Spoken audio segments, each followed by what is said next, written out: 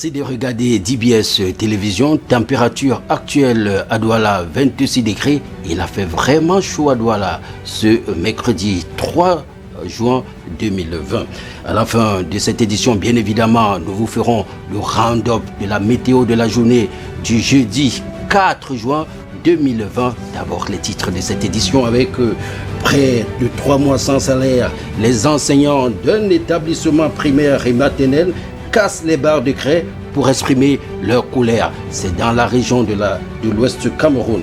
Une situation que vivent de nombreux seigneurs de la craie dans les établissements aussi bien privés que confessionnels dans l'ensemble du territoire national. Ceci à cause du Covid-19. Il n'y a pas que les enseignants qui ont montré les dents ce mercredi. Les réfugiés de la ville de Douala aussi, ils ont manifesté devant la représentation du HCR ici même à Douala. Ces réfugiés exigent le paiement de leur assistance. Elvige Bertine Piouele nous en dira beaucoup plus sur cette affaire. La pandémie du coronavirus a-t-elle une incidence dans le panier de la ménagère? Celui-ci s'est-il considérablement allégé du fait de la hausse des prix des denrées alimentaires dans les espaces marchands? Une petite enquête a été menée et vous sera servie au cours de cette édition. Et également au cours de cette édition, nous vous amènerons dans la région de la Damawa à la découverte d'une destination touristique très prisée qui fait la fierté de cette partie du Cameroun. Awal Mohamedou nous servira de guide. Il vous sera juste nécessaire de prendre le nécessaire.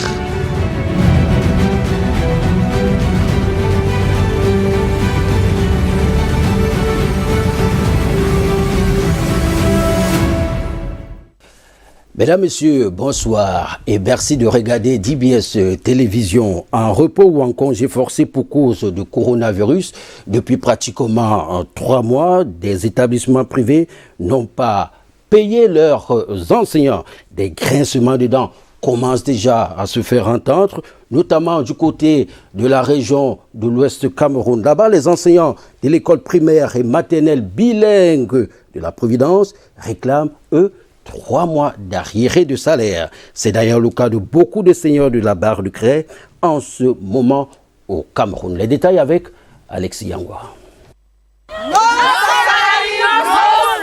3 mois déjà que les enseignants de l'école primaire et maternelle bilingue de la Providence de Bafoussam n'ont pas perçu leur salaire.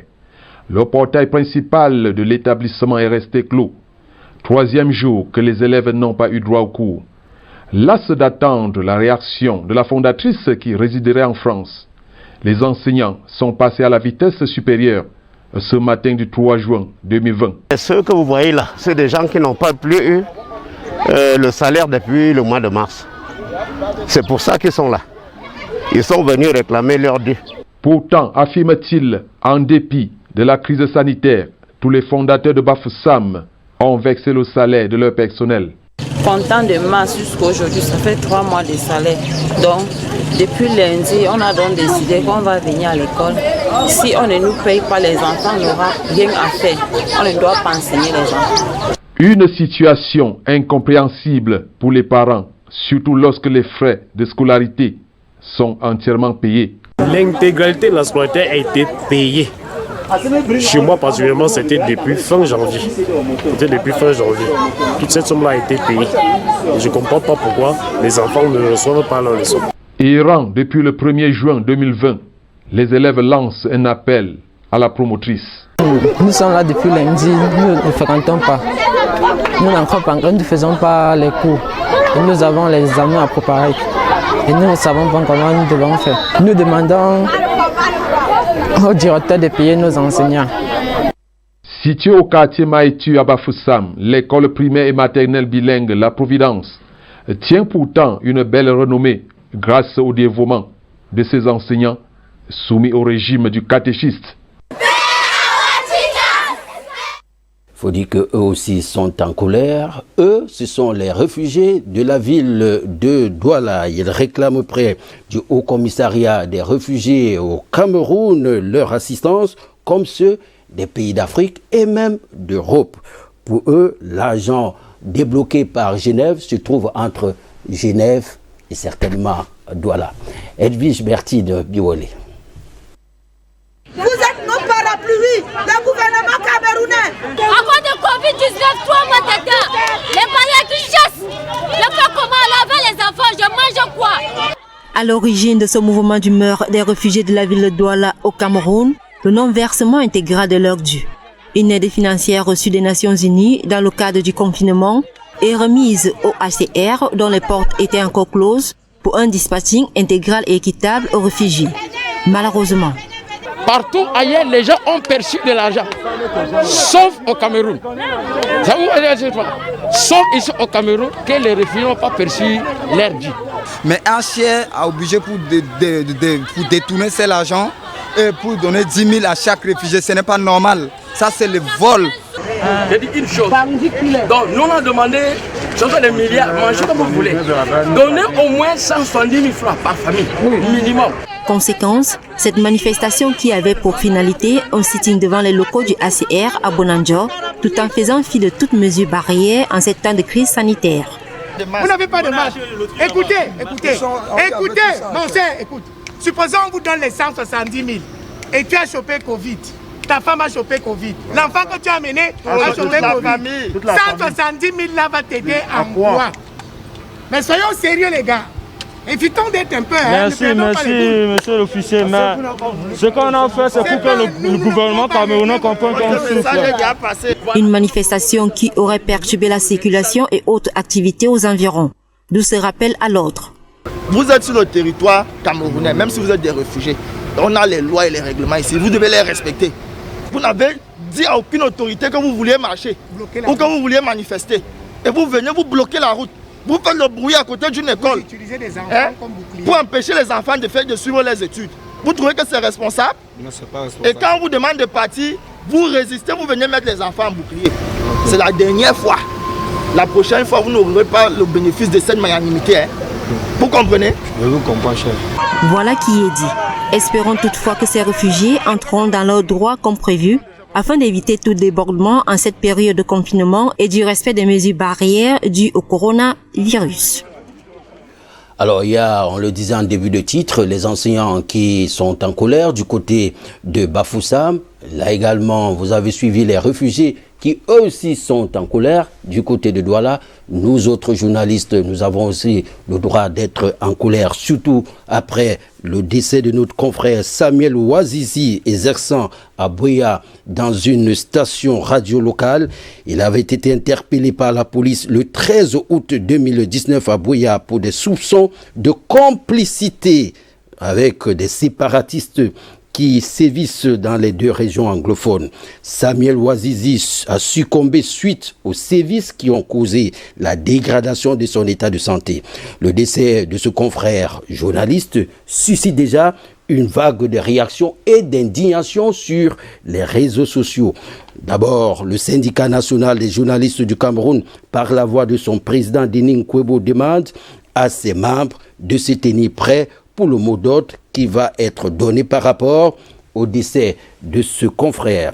L'annonce de la mort du journaliste Samuel Ouazizi a aussi suscité la réaction de certaines organisations non gouvernementales par la voix de la chercheuse senior sur l'Afrique centrale, Laria Allegrozi de l'ONG Human Rights Watch, déclare que si cette annonce s'avère vraie, ce qui est d'ailleurs le cas, l'histoire du journaliste porté disparu depuis 10 mois va révéler les dangers auxquels les journalistes sont confrontés, à savoir les menaces, les intimidations, le harcèlement, les agressions par les forces de sécurité et autorités. Nous reviendrons sur la disparition de notre confrère plus en détail dans notre édition de demain.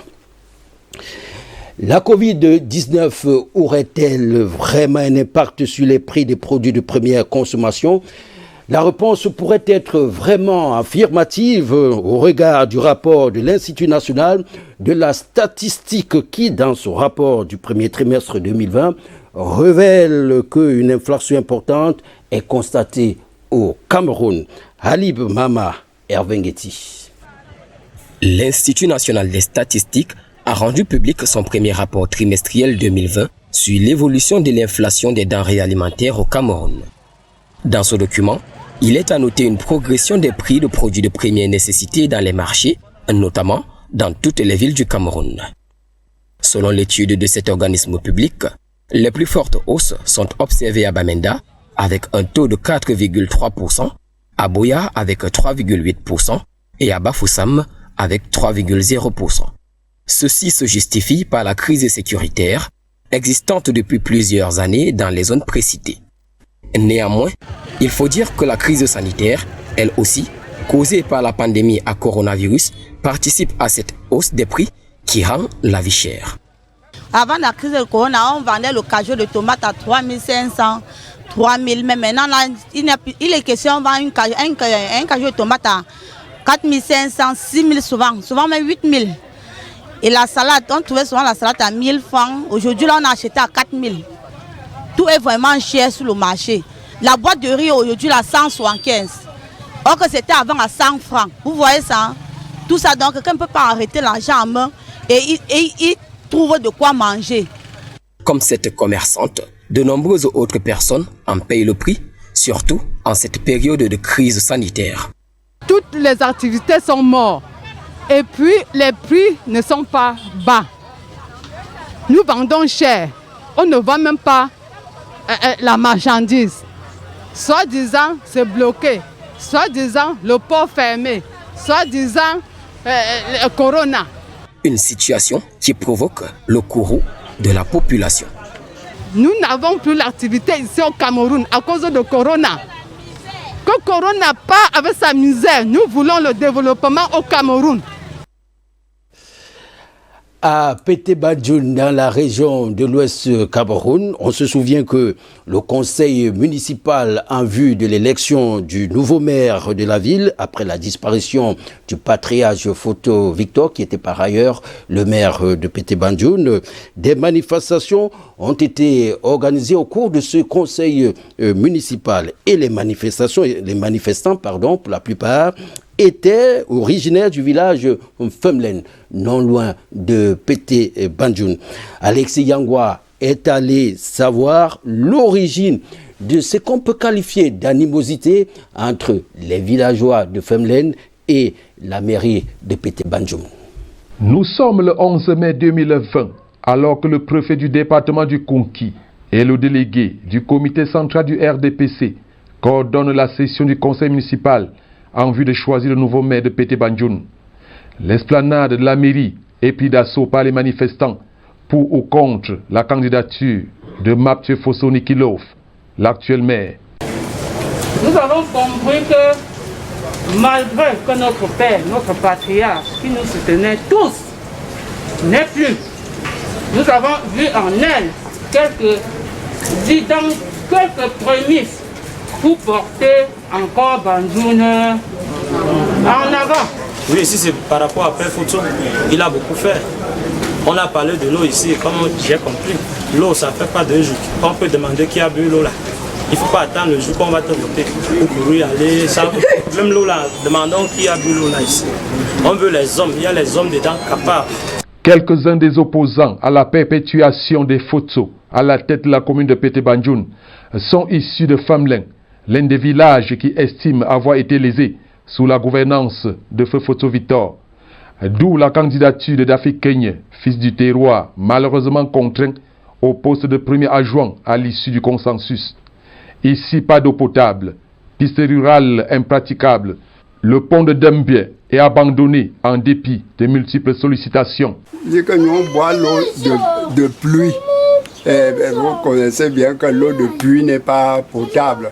Et quand c'est la saison sèche, nous sommes obligés d'aller juste en ville, ici à Bandjoun, pour pouvoir puiser un peu de bidon d'eau pour boire. Alors premier adjoint au maire de Feu Photo Victor, avec pouvoir d'ordonner, dit-on, Madame Mapthieu Fosso-Nikilov n'aurait pas elle aussi prêté une oreille attentive à leurs problèmes. Les habitants du grand village de Femlen attendent de voir si leurs cris seront entendus.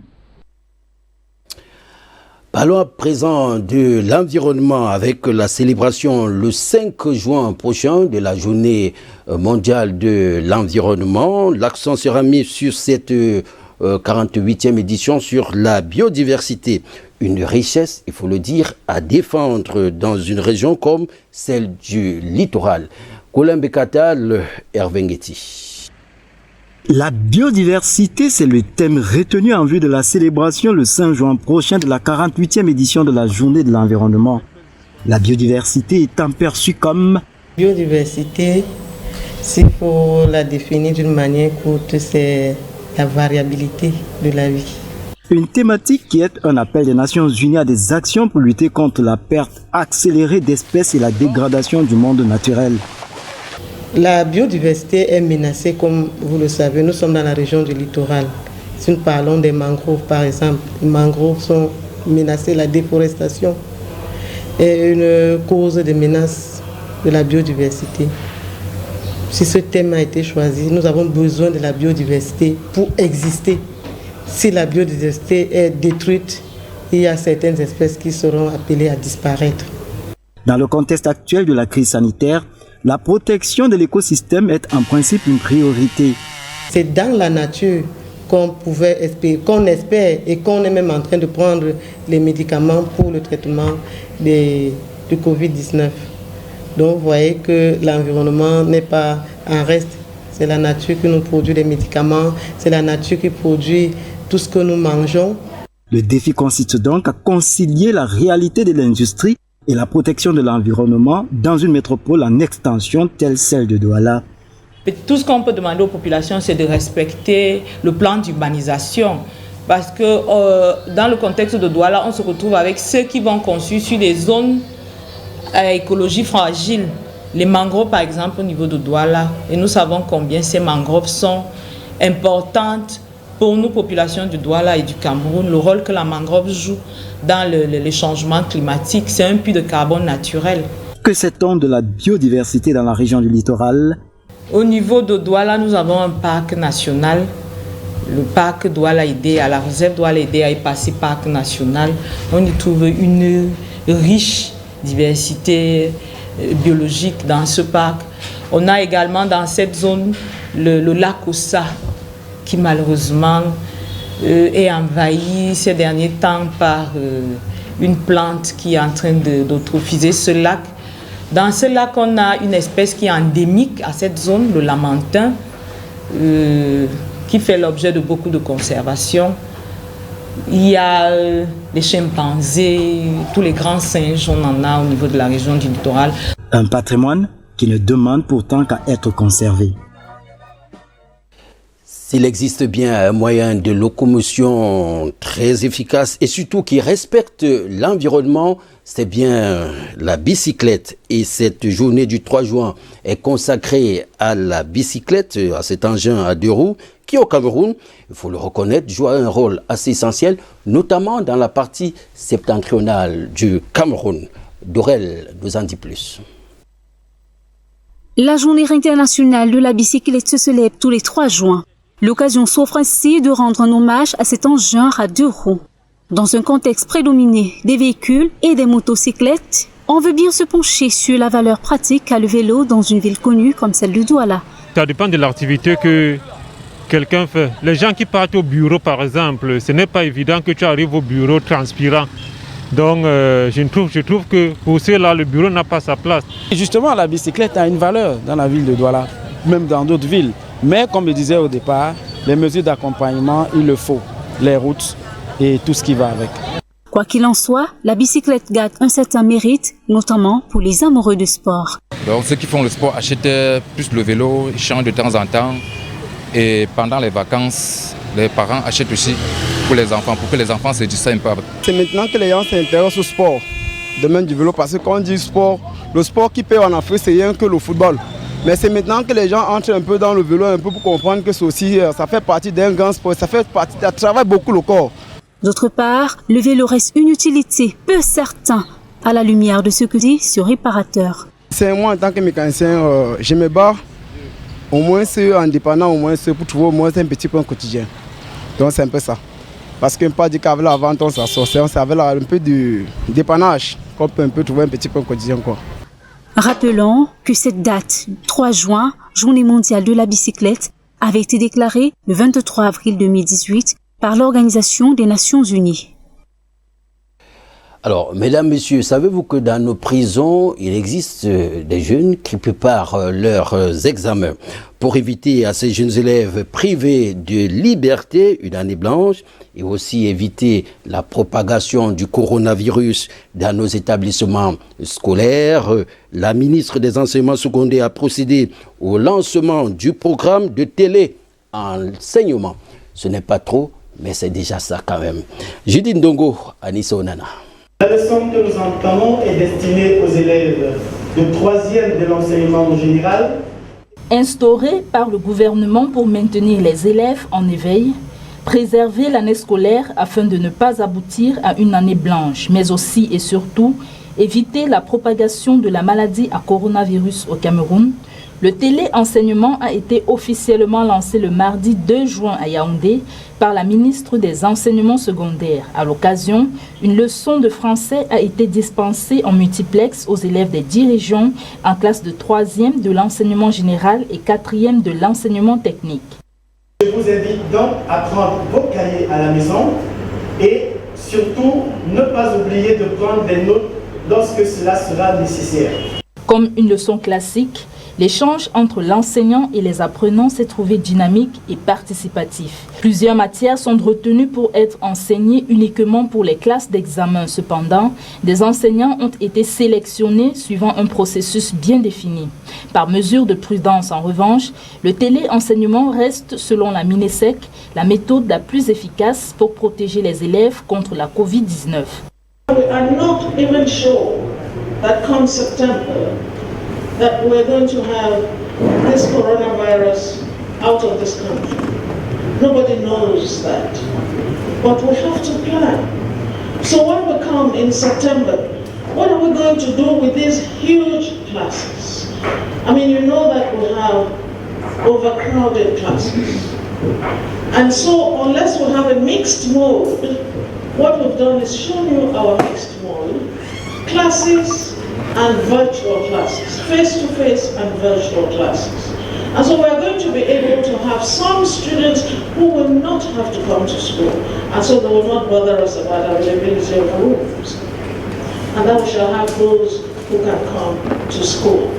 Dans de nombreux pays africains, l'avènement du nouveau coronavirus a imposé de nouvelles façons de se comporter. Le téléenseignement et le e-learning ont été institués pour obvier à ce que la Covid gagne là où ça fera le plus mal, dans le domaine du savoir.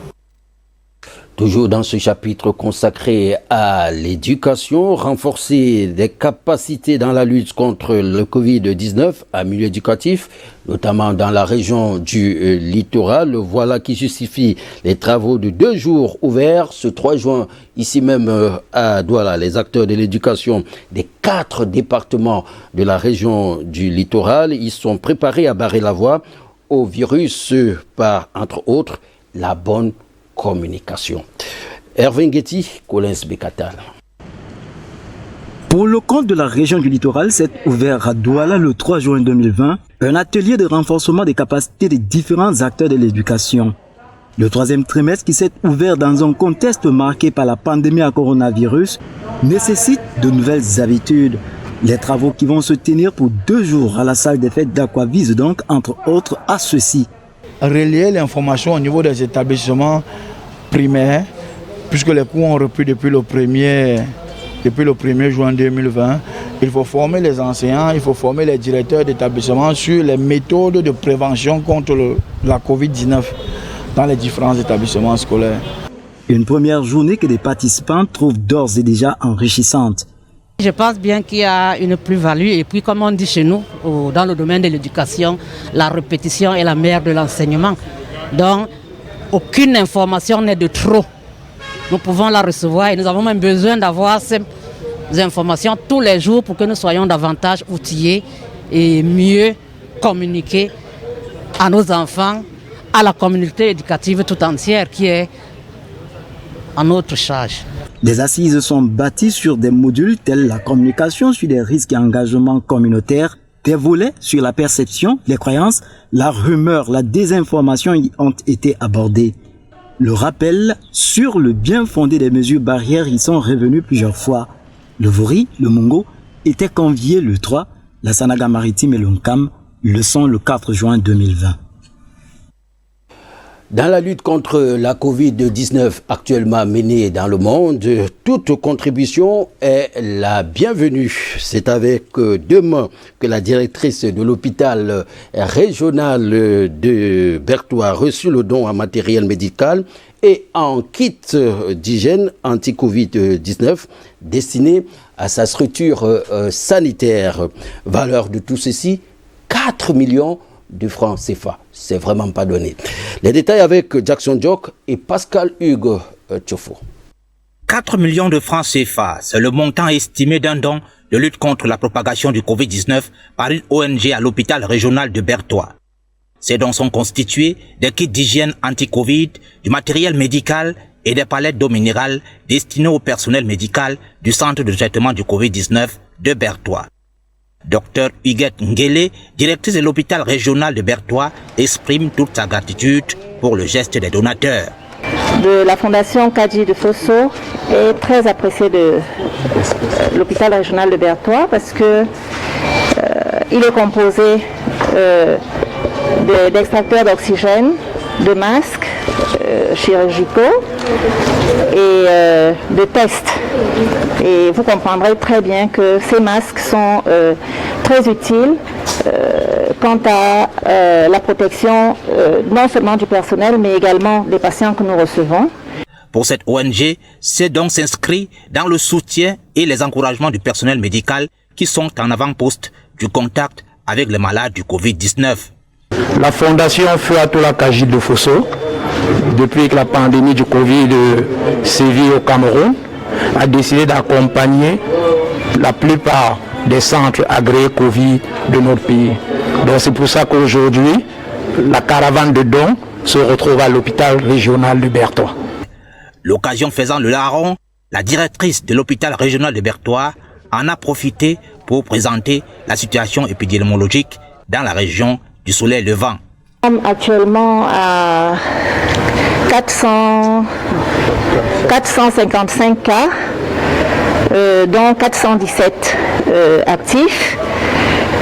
Nous avons, en termes de guérison, 29 guérisons et nous avons déploré 9 décès dans la région de l'Est. Et il faut signaler que parmi les 9 décès, 6 sont arrivés déjà morts et le test a été fait en post-mortem comme on dit.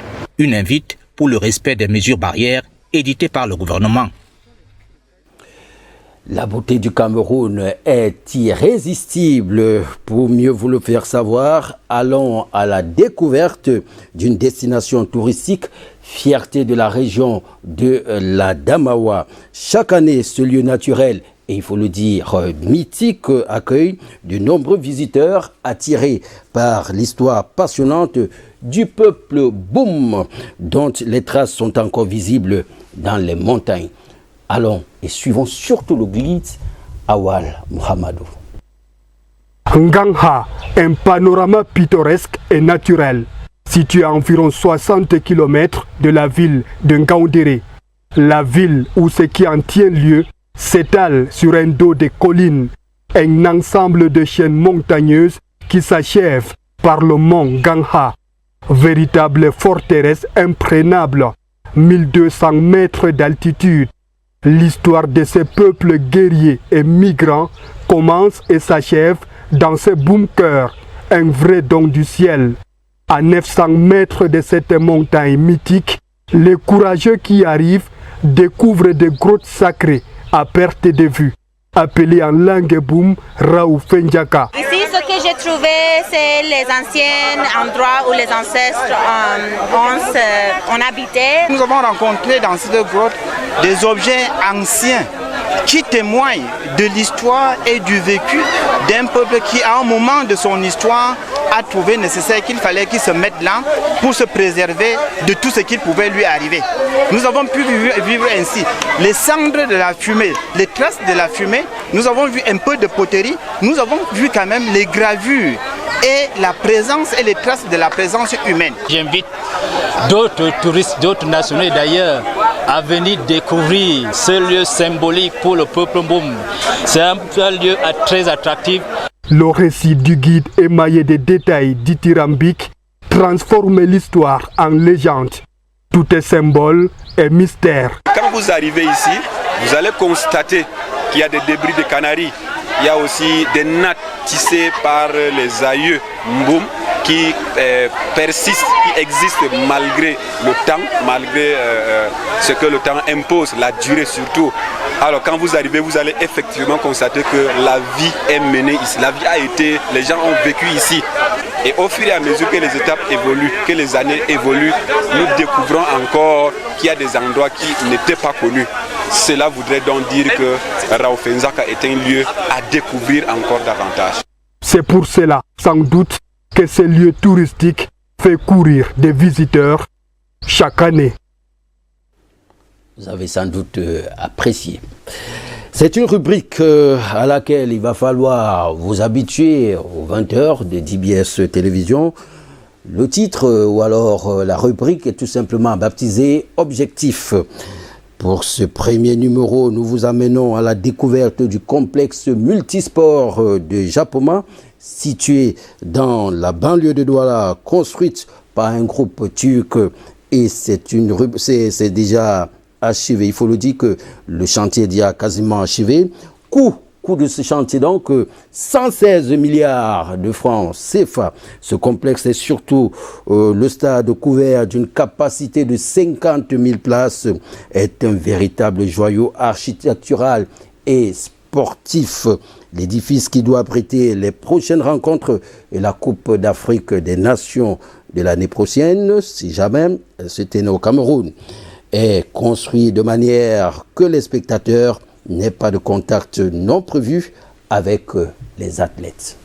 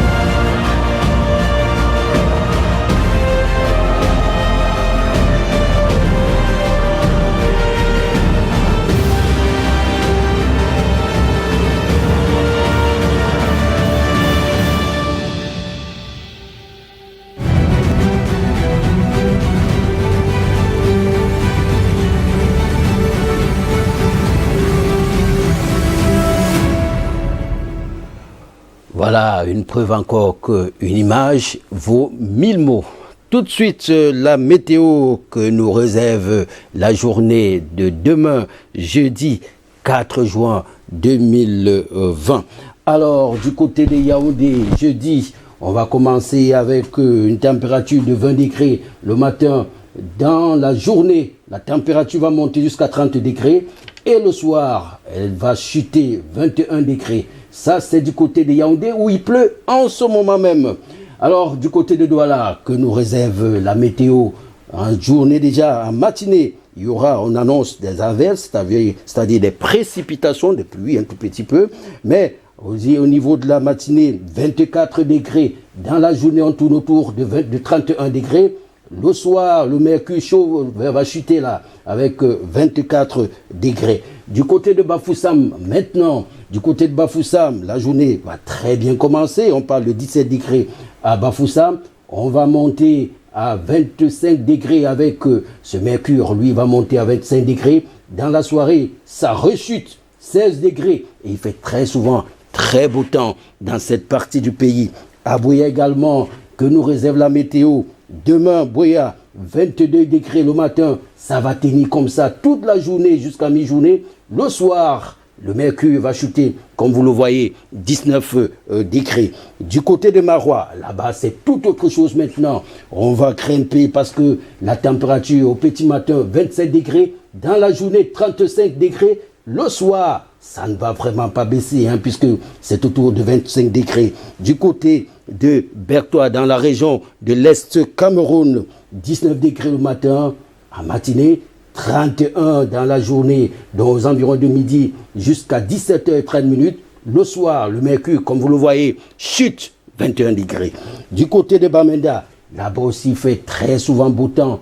Le 18 degrés le matin, 26 degrés dans la journée, ce qui est très très bon, c'est les températures de saison, il faut le rappeler. Le soir, le mercure va une fois de plus chuter 17 degrés. Très beau temps également du côté de Bamenda. À Ebolova, on tournera autour de 21 degrés le matin, 28 degrés dans la journée, autour jusqu'à 17h30.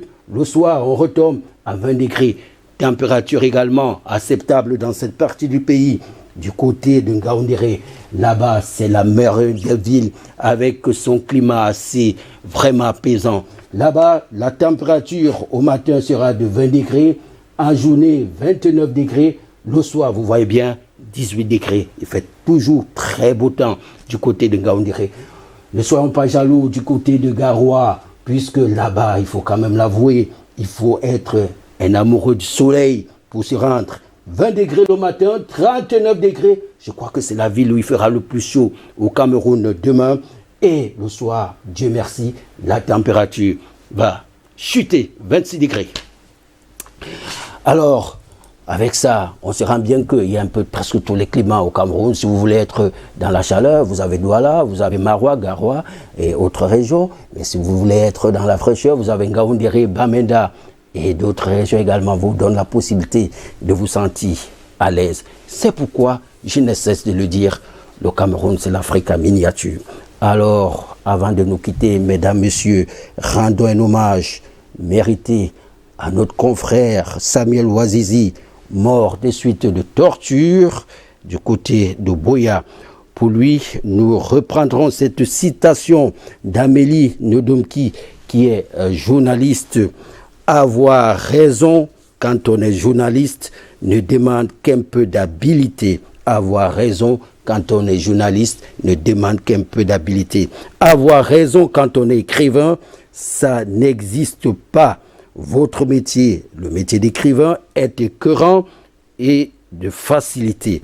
Mon métier, celui de journaliste, lui, il faut le reconnaître, est dangereux. La preuve, Samuel Ouazizi nous a quittés de manière assez tragique, on va le dire comme ça. À demain, mesdames, messieurs.